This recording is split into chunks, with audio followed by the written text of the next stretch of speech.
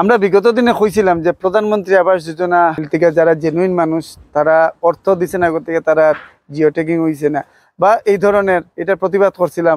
তখন কিছু সচেতন মানুষে এরা সচেতন কইতাম না, চৌকে দেখিয়ে যারা দেখুন না, কেউ যদি প্রতিবাদ করে তারা উল্টা তারা বিপক্ষে মাতই না আর কি।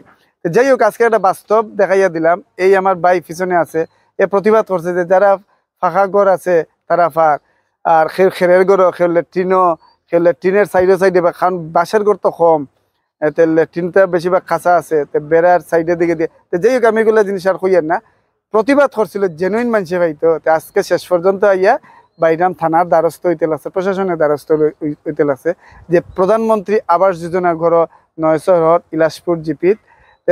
আমরা তার কাছ থেকে কথাটা 6 নম্বর ওয়ার্ডে তাই কাছ থেকে আমরা কথাটা শুনিলে। আপনার নাম? আমার নাম আব্দুল শাহিদ, জিপি ইলাসপুর জিপি 6 নম্বর ওয়ার্ড। ঘটনা হয়েছে আমরা 6 নম্বর ওয়ার্ড মুসলিমে 5-6 ফ্যামিলি আছে যারা খাসা গড় পাইপ তার। এটা 6 নম্বর ওয়ার্ড। আর আমরা এখানে যারা ফাঁকা ঘর আছে তারা সবার জিওটে ঘর সাফে প্রায় মনে করি লাইন অনেকের ফাঁকা ঘর আছে, এটা ফুলিটিন দিয়া এটা আবার নতুনভাবে জিওটেক করা নিওর বা খেরো ঘরও জিওটেক করা নিওর, গরু জিওটেক করা নিওর। আমি এটার ব্যাপারে প্রতিবাদ জানাইছিলাম। প্রতিবাদ জানানোর কারণে আমারে কালকে রাত্রে 11টার সময় মেম্বারের বাড়ি ডাকানো হয়েছে। ওয়ার্ড মেম্বারের বাড়ি যখন আমি গেছি, ওয়ার্ড মেম্বারের নাম হইল, নতুন মেম্বার হয়েছে আলী হোসেন, সৈয়দ আলী হোসেন। তাই আমার কালকে রাত্রে 11টার সময় ফোন মারি ডাকাইছেন। আমি তারা বাড়িতে গেছি, যাওয়ার পরে এখানে গিয়ে দেখি আরো অনেক মানুষ আছেন, 20-25 জন হইবা যারা ফাঁকার ঘর আগে পাইছেন বা তারা আছে। আর জিওটেক করার কারণে আমি প্রতিবাদ জানাইছি। এখানে যাওয়ার পরে আপনার আব্দুল খালিকর ছেলে রেদওয়ান উদ্দিন ড্রাগস খাইয়া নেশা করিয়া গেছে, গিয়া আমার উপরে মনে করিলেন জানলেও হামলা করছে, আমারে জানে মারার লাগি চেষ্টা করছে। পরে ওয়ার্ড মেম্বারে আমারে মনে করিলেন এখান থেকে জানে বাঁচাইয়া তানোর সাহায্য দ্বারা আমি এখান থেকে বেরোই আইছি। এরপরে আমার হুমকি দিছে যে আমি তার বাড়ির সাইডে দিয়ে যদি গাড়ি লিয়ে আওয়া যাওয়া করি তাহলে হে আমার গাড়ি ভাঙচুর করবো, মাইটদুর করবো। আমি তো সিমেন্টের মিস্ত্রি কাম করি, মিজোরাম থাকি। এখন আমি সকালে বাড়াইছি গাড়ি লিয়া বাড়িগ্রাম আইতাম, রাস্তার দিকে দা লইয়া দাঁড়াইয়া আছে। এখন আমার প্রতিবাদ জানানোর কারণে এখন আমার আব্দুল খালিকর ছেলে রেদওয়ান উদ্দিন, এখন আমি বাজারও আসা যাওয়া করতাম পারিয়ান না। আমার প্রতিবাদ জানানোর কারণে এখন আমার নিজের জানার নিরাপত্তা নাই।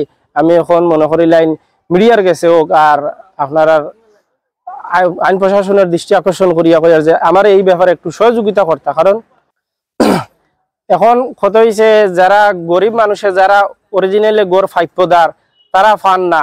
আমরা গ্রাম মুসলিমে মনে করিলেন 5-7টা ফ্যামিলি আছে যারা ফাইতো, তারা না পাইয়া যারা প্রভাবশালী আছে 1-2বার গড় ফাইছে, তারা মনে করিলেন পলিটিন আগলা দিয়া বা খেরো গরু নিয়ে তারা জিওটেক করে তারা আবার গড়টা ফার। আমি সাধারণ গরিবর পক্ষে আছি। আমি মনে করিলেন এই ব্যাপারে প্রতিবাদ জানানোর কারণে আজকে আমার জানন নিরাপত্তা নাই। আমার রাস্তায় দা লইয়া হুমকি দেবর, মাইটদুর করে হইব, কালকে রাত্রেও আমার ঠেলা ধাক্কা করা হয়েছে।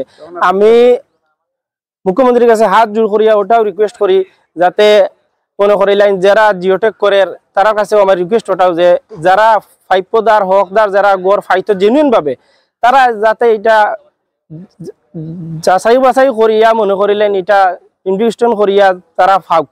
আর যদি এরা পাওয়ার পরে থাকে তাইলে যারা ফাঁকার ঘর আছে তারা এতে আমার কোনো অসুবিধা নাই।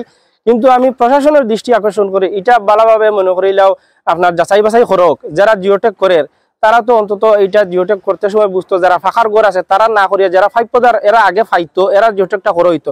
জেনুইন যারা আছে এরা জিওটেক না করিয়া তারা মনে করিলেন ফাঁকার ঘর যেটা আছে এরার আগে জিওটেক করা নিয়ে আমি প্রতিবাদ জানানোর কারণে এখন আমার জানার নিরাপত্তা নাই। এখন আমি তো ওটাও চাই যাতে এটা ভালোভাবে মনে করিলেন আপনার এখন আমার জানার নিরাপত্তা নাই। এখন আমি নিজের নিরাপত্তার লাগে আমি থানার দ্বারস্থ হয়েছি। কারণ আমি তো ঘর থেকে বাইরে বেরিয়েছিলাম, আমার হুমকি তো হয়েছে যে আমি ঘর থেকে বাইরে বেরোইলে রাস্তাঘাটে বেরিয়ে গাড়ি ভাঙচুর করবো, আমার মাইটদুর করবো।